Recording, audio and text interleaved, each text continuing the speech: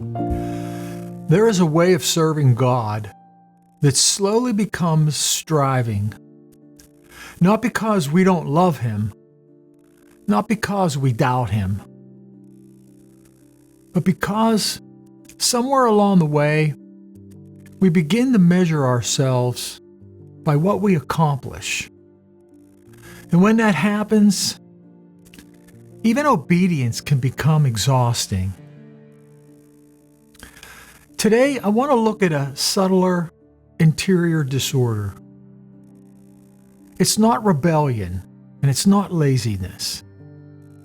It's earning.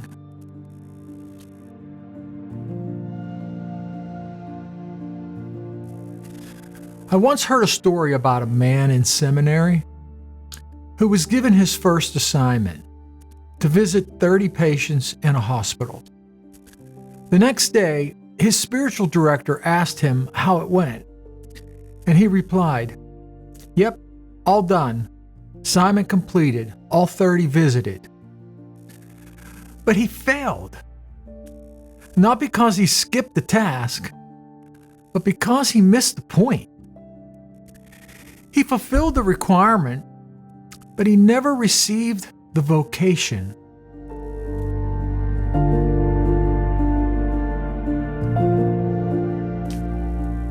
There's a way of doing things that completes the task, but misses the encounter altogether. And if we're not careful, our own spiritual lives can drift in that direction. Sometimes earning sounds like this: I need to prove this, I'm serious. I need to show fruit.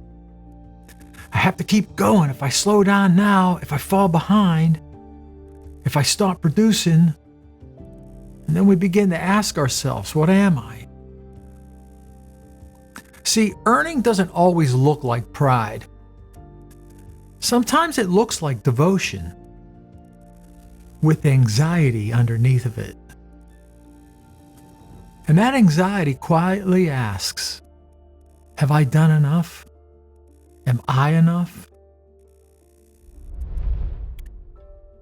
Before Jesus ever performed a miracle, before he preached a sermon, before he healed a single person, the Father spoke. In the Gospel of Matthew, we read, "This is my beloved Son, with whom I am well pleased."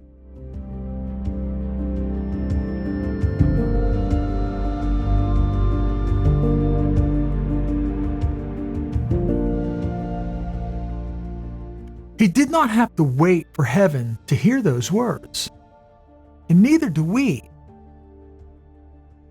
Before obedience unto death, before the crowds, before the cross, the voice came first.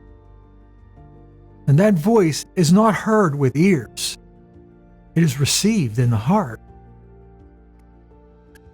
And immediately after that declaration, he was led into the wilderness, beloved, and then desert.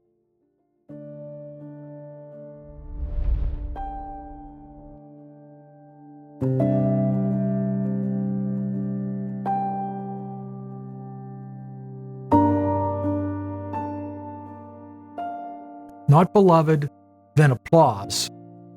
Not beloved, then platform. Beloved, and then hidden testing. You see, sonship was not proven in the wilderness. It was tested there. The order matters because if we reverse it, we begin to believe something that is untrue. We begin to live as if it works like this: do, earn, become. But the gospel reveals a different order: receive, belong, overflow. Or even more simply, beloved, sent, fruit. You see, mission flows from sonship. It does not create it. You are not sent to become beloved. You were sent because you already are. The Father's voice precedes your obedience, and it still does. If you begin with mission without receiving identity, service becomes a ladder. But when vocation is received, the work stops being a ladder and becomes a love. The vocation becomes the doing, and the doing becomes a labor of love.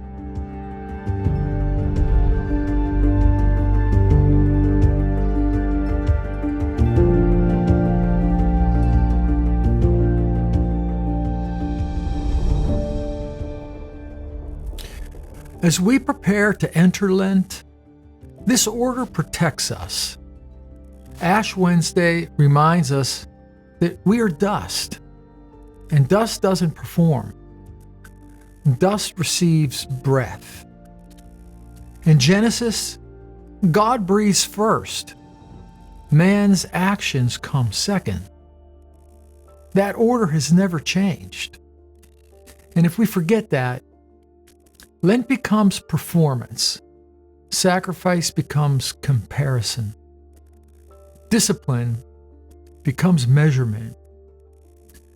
So we must remind ourselves, we are seeking God, not spiritual achievement. Because when we begin as beloved, even the desert becomes safe. Even hiddenness becomes holy. Even obedience becomes light.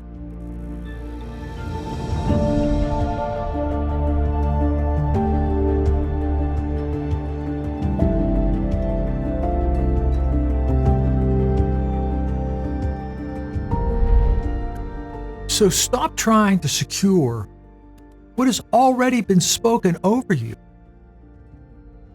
The voice comes before the wilderness. The declaration comes before the assignment.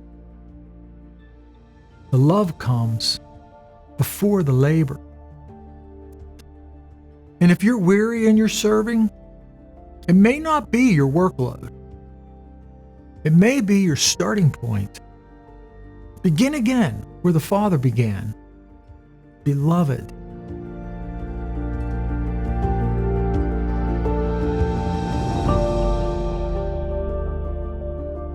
And let everything else flow from there.